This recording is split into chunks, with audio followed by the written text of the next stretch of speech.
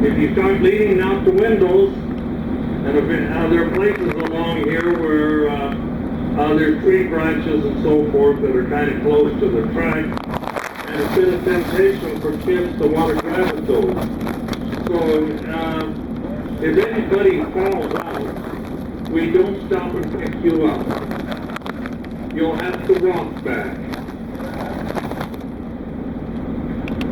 And now we have our concession car here. It's right back here, as well as the pop machine right here. And you're welcome to go back there and look at snacks and so forth. But if you have little kids,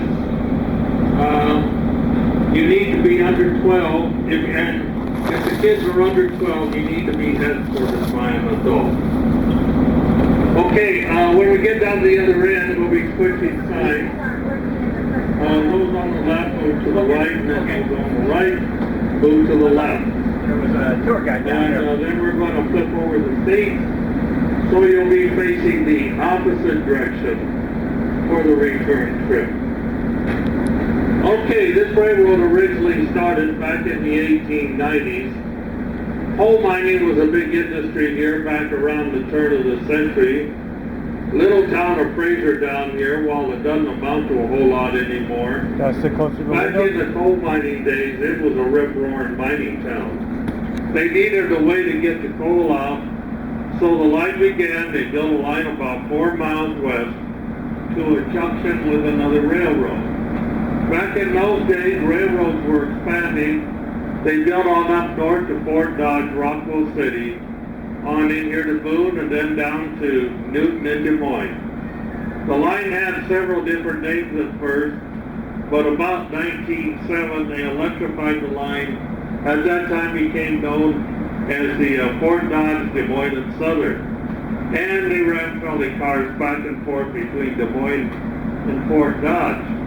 In the heyday of the operation, they had a car every hour, but when the automobile came along, of course this got into business, so the frequency of operation was gradually cut back.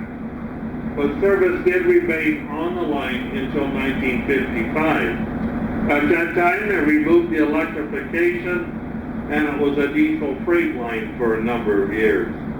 By this time, one of the principal customers was the gypsum mills up in Fort Dodge. In 1968, the Chicago Northwestern took over this line. They had other lines in the Fort Dodge area, so going into the 1970s, this line was downgraded to a branch line status. Knowing that abandonment was down the road, a lot of people here kicked around the idea of saving this track out here along the Des Moines River Valley. Nobody really thought there was that kind of money around. Fortunately, there were some people who really believed in the idea. So in 1983, when the line came up for abandonment, a group got started here. They started talks with the Northwestern, and in June of 1983, we signed an agreement to buy 11 miles of track for $50,000. A little bit later that same summer, we heard about a little diesel locomotive. It was government surplus on an Air Force base in Texas. We could have it for $1,000. But getting it shipped up here was another story because we had to load it on flat cars, unload it again.